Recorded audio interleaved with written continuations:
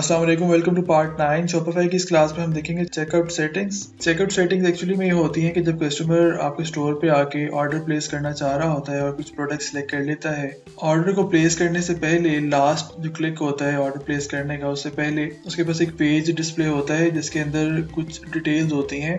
वो डिटेल्स होती हैं प्रोडक्ट्स की कि उसने कौन कौन सी प्रोडक्ट्स सिलेक्ट की हैं, वो कौन कौन सी प्रोडक्ट्स बाय करना चाहता है। सेकंड नंबर पे आ जाता है आपका बिलिंग एड्रेस या शिपिंग एड्रेस, जहाँ पे वो शिप करवा रहा है प्रोडक्ट्स को। अपना एड्रेस ऑब्वियसली कस्टमर का एड्रेस होगा और वो वहाँ से चेक कर सकता है कि उसका जो एड्रेस जिस पे वो मंगवाना चाह रहा है वो ठीक है कि नहीं। और लास्ट पे बिल होते हैं कि कस्टमर का टोटल बिल कितना बना है। तो चेकआउट पेज पे सारा कुछ ये शो हो रही, सारी इन्फॉर्मेशन ये शो हो रही होती है और कस्टमर ये सारी एक दफ़ा गो थ्रू करने के बाद लास्ट मिनट पर उसको प्लेस कर सकता है ऑर्डर। इसके बैक एंड पे जब हमारे पास जो स्टोर है, हमारे एंड पे इसकी कुछ सेटिंग्स होती हैं।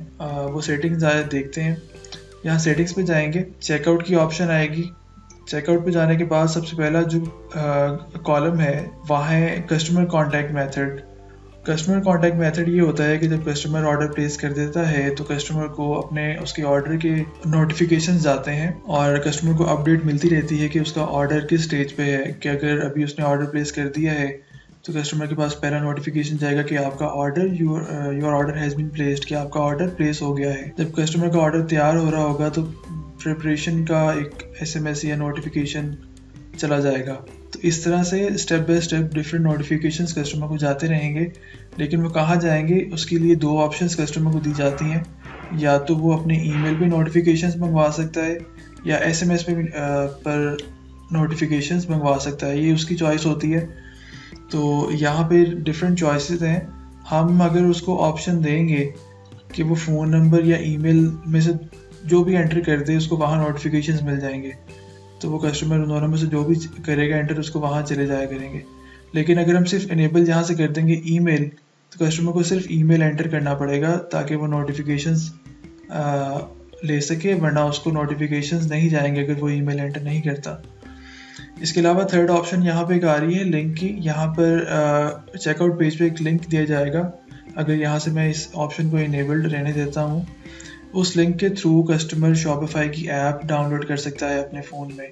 उस ऐप के थ्रू अपने ऑर्डर्स की अपडेट्स देख सकता है, साथ साथ ही जैसे जैसे उसका ऑर्डर प्रिपेयर हो रहा होगा और शिप हो रहा होगा तो उसको उस ऐप के थ्रू अपडेट्स मिलती रहेंगी। इसके बाद लास्ट ऑप्शन है require the customer to log in into their account before checkout.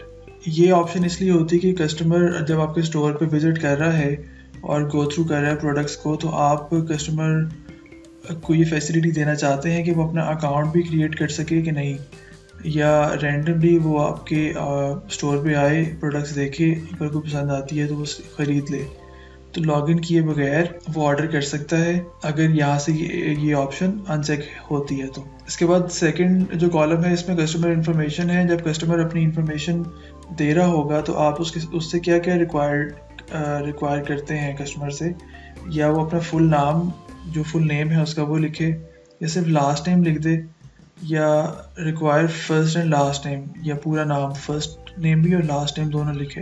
Company name की भी ऑप्शन का भी बॉक्स कस्टमर वहाँ पे आप दे सकते हैं कस्टमर को, लेकिन इसमें से आप जो भी ऑप्शन चाहे सिलेक्ट कर सकते हैं। एड्रेस आ जाएगा और शिपिंग एड्रेस आ जाएगा। तो ये जो कुछ कंपल्सरी चीज़ें होती हैं जो कस्टमर को देनी ज़रूरी होती हैं ताकि उनका ऑर्डर उनको मिल सके, तो एड्रेस को आपने लाजमी इंक्लूड करना है। इसके बाद थर्ड जो कॉलम है वो है मार्केटिंग ऑप्शंस का। मार्केटिंग ऑप्शंस ये होती हैं कि आप कस्टमर अपना जो भी ईमेल देता है या जो भी फ़ोन नंबर देता है उस पर आप कस्टमर को नोटिफिकेशंस भेजते हैं अपनी मार्केटिंग के। अगर आपके स्टोर पे कोई नई कलेक्शन आ रही है या कोई नई प्रोडक्ट्स आ रही हैं तो आप उसकी कस्टमर की ईमेल पे वो अपडेट्स भेज सकते हैं, नोटिफिकेशन भेज सकते हैं किसी भी किस्म की मार्केटिंग जो आप अपनी स्टोर की कर रहे हैं। तो यहाँ से आप जो भी दोनों ऑप्शन सेलेक्ट करना चाहते हैं तो दोनों जो भी उसकी डिटेल्स होंगी कस्टमर की, या ईमेल होगी या फ़ोन नंबर होगी, तो उस पर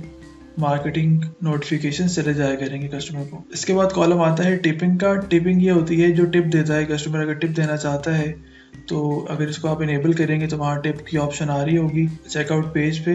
और टिप के लिए यहाँ पे 3 ऑप्शंस दिए हुए हैं, प्रीसेट 1, प्रीसेट 2 और प्रीसेट 3। इसके अंदर वो परसेंटेज सेलेक्ट करता है 10%, 15% या 20%, जितने का भी कस्टमर का ऑर्डर है उसका अगर वो 10% टिप देना चाहता है तो वो यहाँ से सिलेक्ट करके और उसको प्लेस कर सकता है। उससे ये होगा कि कस्टमर अगर 100 रुपये का ऑर्डर कर रहा है और वो 10% उसकी टिप देना चाहता है तो इसके 110 रुपये कटेंगे, 10 रुपये टिप ऐड हो जाएगी और 100 रुपया उसके ऑर्डर का होगा। इसके बाद आता है एड्रेस कलेक्शन प्रेफरेंसेस। यहाँ पर आपने कस्टमर का जो एड्रेस है वो लेना होता है। यहाँ से आप ऑप्शन जो भी इनेबल करना चाहते हैं आप वो कर सकते हैं। यूज़ एड्रेस ऑटो कम्प्लीशन, ये ऑप्शन आप इनेबल रहने दें। इसके बाद use the shipping address as the billing address by default. Customer जो भी शिपिंग एड्रेस एंटर करेगा उसको बिलिंग एड्रेस भी बाय डिफ़ॉल्ट उसको ऑटोमेटिक वो हो जाएगा।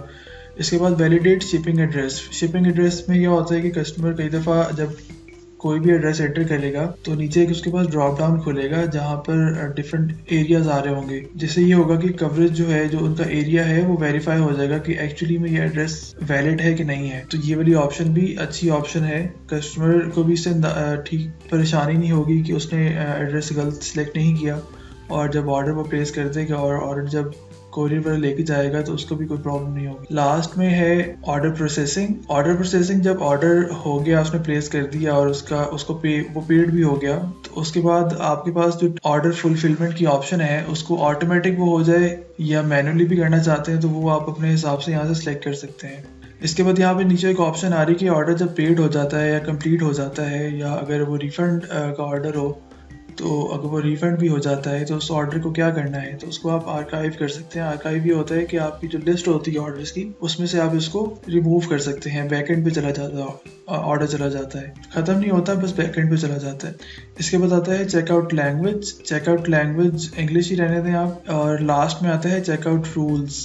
यहाँ पे आप कुछ रूल सेट कर सकते हैं, कुछ ऐड कर सकते हैं कि अगर कोई कस्टमर कोई स्पेसिफिक प्रोडक्ट ख़रीद रहा है तो उसके लिए आप एज वेरीफाई कर सकते हैं, या कुछ लिमिटेशंस अगर किसी प्रोडक्ट्स की हैं तो आप वहाँ से कुछ वेरिफिकेशन का एक प्रोसेस इनेबल कर सकते हैं यहाँ से, ताकि अगर कोई यंग कस्टमर है और वो कोई लिक्वर या इस तरह की चीज़ें ऑर्डर कर रहा है तो आपको एज वेरिफिकेशन से पता चल जाएगा कि आपने ये वाला ऑर्डर प्रोसेस आगे करना है कि नहीं करना। तो उम्मीद है आपको चेकआउट सेटिंग समझ आ गई होगी। चैनल को सब्सक्राइब कर दें, मज़ीद ऐसी वीडियोस के लिए लाइक कर दें मेरी वीडियो, शेयर करें और कमेंट में मुझे बताएं कि आपको मेरी वीडियोस कैसी लग रही हैं। तब मिलते हैं इंशाल्लाह नेक्स्ट वीडियो में, तब तक के लिए अल्लाह हाफ़िज़।